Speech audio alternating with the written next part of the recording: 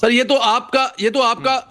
کا کہنا ہے یا آپ کا موقف ہے نا، لیوی سے وہ تمہارے اخراجات جو پورے کیے جا رہے ہیں، یہ تو آپ کا موقف ہے نا، ضروری نہیں کہ آپ کا یہ موقف ٹھیک ہو۔ اس وقت جب میں دیکھیں نا، پوری دنیا میں اس وقت مشکلات میں ہے، تو صرف پاکستان تو مشکلات میں ہے نہیں ہے۔ یا یہ بتا دیں کہ پاکستان کے وزیر اعظم جو ہیں انہوں نے پہلے سے زیادہ ڈبل تنخواہیں کر دی ہیں، انہوں نے گاڑیاں جو ہیں وہ ڈبل کر دی ہیں، اپنے جو ایکسپینڈیچر ہیں پہلے سے زیادہ ڈبل یا بڑھا دی ہیں حکومت کے، ایسا تو ہے نہیں ہے۔ وہ تو آپ خود بھی دیکھ رہے ہیں، دیکھیں پی ایس ایل بڑا کامیاب ایونٹ ہوا ہے، پی ایس ایل کے ایونٹ کے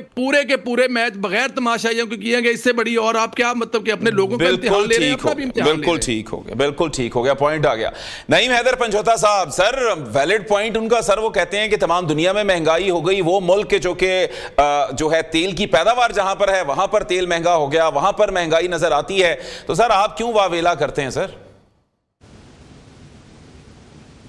بہت شکریہ، بڑی نوازش آپ نے موقع دیا۔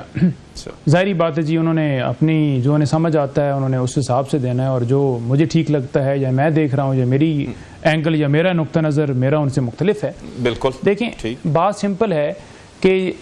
شہباز شریف صاحب نے جب یہ بات کی تھی کہ عمران خان صاحب اگر 100 روپے کے اوپر بھی پیٹرول کر دیں تو حکومت کو پھر بھی فائدہ ہوگا، جبکہ اس وقت جو ہے کرونا تھا اور عالمی منڈی کے اندر جو اس وقت ریٹ ہے اس سے زیادہ ریٹ تھا،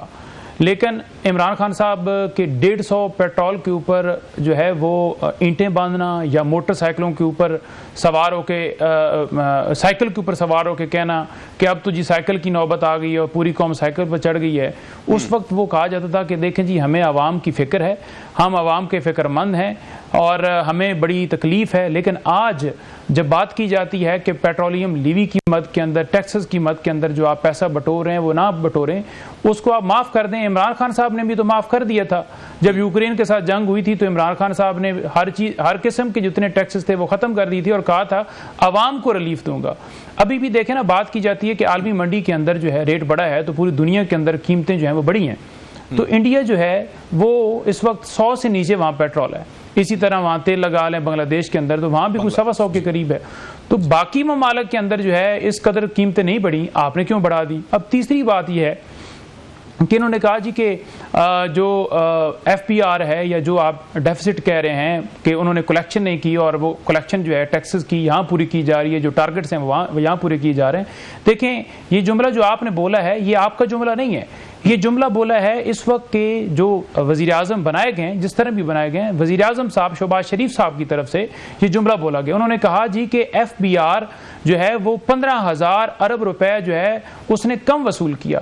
تو لہٰذا یہ کوتاہی آپ کی ہے، ایف بی آر آپ کے انڈر آتا ہے، کیونکہ اصل مسئلہ یہ ہے کہ مافیا جو ہے اس سے کلیکشن نہیں ہوتی، عام آدمی کی جیب، اس نے پیاز لینا ہے، اس نے ٹماٹر لینا ہے، اس نے مرچیں لینی ہے، اس نے کپڑے لینے ہیں، اس نے جوتے لینے ہیں، اس نے گھر بنانا ہے، اس نے اینٹ لینی ہے، اس نے پتھر لینا ہے، اس نے ٹی وی لینا ہے، اس نے موبائل لینا ہے، اس نے کوئی چیز لینی ہے، اس کے اوپر ٹیکسز ہیں، لیکن جو مافیا ہے اس کو کوئی پکڑ نہیں ہے۔ اور جب تک یہ ٹیکس کا جو سسٹم ہے، جب تک یہ کلیکشن ٹھیک نہیں ہوگی، ہاتھ نہیں ڈالا جائے گا، تو تب تک جو ہے معاملہ نہیں سدھرنے والا۔ اب دوسری طرف آپ دیکھیں تو جو اس قیمت ہے، اس قیمت سے پورے پاکستانی عوام کے اوپر کتنا اثر پڑا ہے، ہر چیز کا ریٹ کہاں پہنچ گیا ہے۔ اور اگر یہ جنگ کا یہ بہانہ بنایا جائے کہ جنگ ہوئی ہے اور آج ریٹ بڑے ہیں، تو جنگ سے پہلے کے بھی آپ اٹھا کے دیکھ لیں، جس میں 21 سال کی بلند ترین سطح پہ بے روزگاری، جو 50% عوام غربت کی لکیر کے نیچے، 41 سال کا ریکارڈ آپ کی سرمایہ کاری جو ہے کمی کا توڑ چکی ہے، 48 سال کی آپ خرید کے اندر کمی آئی ہے، تو وہ ریکارڈ تو اس سے پہلے بھی ہے۔ چلیں ٹھیک ہو گیا۔ پرویز سندریلا صاحب، جہاں پہ ایک سوال بالکل ایک ویلڈ پوائنٹ ان کی جانب سے آیا ہے، اور سوال بنتا ہے اس پر کہ ہم تو ثالث ہیں، ہم تو جو ہے اس وقت دنیا میں امن لانے کی کوششیں کر رہے ہیں، لیکن ہمارا پیٹرول ہمارے ہمسایوں بھارت اور بنگلہ دیش سے زیادہ مہنگا ہے، تو ہمیں ثالثی کی کچھ نہ کچھ تو اس حوالے سے ریوارڈ ملنا چاہیے تھا کہ ہمارے لیے کچھ بہتری ہوتی یہاں پر، اور ہم کم از کم ان سے تو بہتر پرفارم کر رہے ہوتے معاشی حوالے سے اور لوگوں کو ریلیف دینے کے حوالے سے۔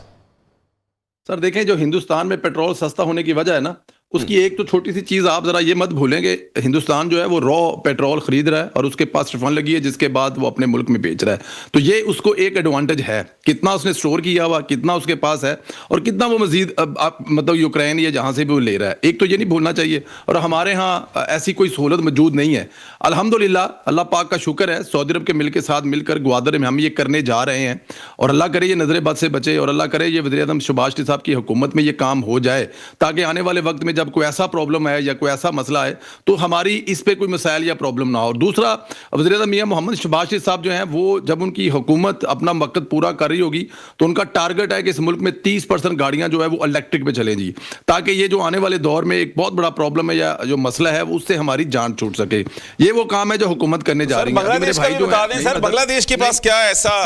ہے, ایسا کچھ کہ جس کے بنا پر وہاں پر بھی سستا ہے؟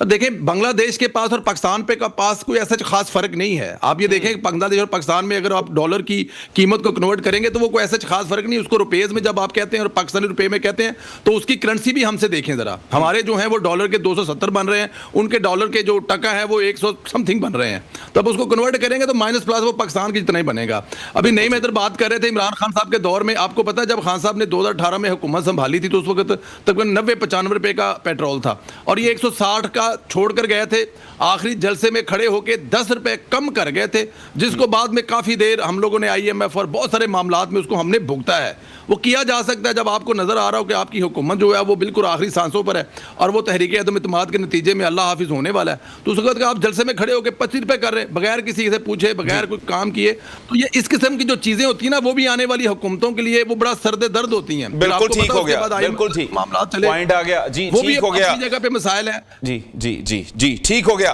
عبداللہ گل صاحب, کیونکہ بریک کا مجھے کہا جا رہا ہے اور آپ میرے خیال سے کچھ کہنا چاہتے ہیں, اگر کوئکلی کہہ دیں اور اس کے بعد پھر ہم نے آبنائے ہرمز کے حوالے سے آپ سے گفتگو کرنی تھی تو ذرا اگر آپ اس حوالے سے کوئی بات کرنا چاہیں. دیکھیں جہاں تک تعلق ہے فیول پرائسز کا, پہلی بات 2-3 چیزیں ہیں بڑی امپورٹنٹ. سب سے بڑی بات یہ ہے کہ جو فیول لیوی ہے وہ میرے خیال میں غلط ہے, کیونکہ یہ نہیں لینی چاہیے. عوام کے اوپر مزید بوجھ نہیں ڈالنا چاہیے. ہم سمجھتے ہیں حکومت کا ایسا اقدام ہے کہ 3.4 بلین آپ نے UAE کا واپس کیا, بالکل صحیح کیا, اچھا کیا, کوئی بات نہیں, ہم نے مشکل وقت کاٹ لیا, لیکن اب اس کے اوپر مزید بڑھاتی رہنا. دوسری بات یہ ہے کہ اگر آپ کمپیریزن کریں تو آپ کو پتہ چلتا ہے کہ پاکستان نے کیپیسٹی بلڈنگ نہیں کی, یعنی کہ جو ہماری اسٹوریج کیپیسٹی تھی وہ نہیں کی. دوسری بات ایک اور بڑی اہم ہے کہ ریلائنس نے انڈیا کے اندر جیسے ہی امریکہ نے پابندی ختم کی تیل کے اوپر ایرانی ڈیورنگ دا وار, انہوں نے 5 ملین بیرل کا سودا کر لیا. اب پاکستان کا تو بارڈر ان کے ساتھ لگتا تھا, آبنائے ہرمز کا سے تعلق ہی نہیں تھا, پھر پاکستان نے وہاں سے کیوں نہیں لیا؟ یہ ایک بڑا امپورٹنٹ فیکٹر ہے, اور کیپیسٹی بلڈنگ نہ ہونا یہ دوسرا اہم پہلو ہے. تیسری بات یہ ہے کہ تقریباً 4% پرائسز انڈیا میں بڑھی, یورپ کے اندر اوور آل 8 سے 12% بڑھی, امریکہ کے اندر 7% بڑھی, اور اسی طریقے سے جو دیگر ملکوں میں پاکستان میں 67% بڑھی. اب اس کا کوئی جواز نہیں ہے کہ یہ 67% کیوں بڑھی.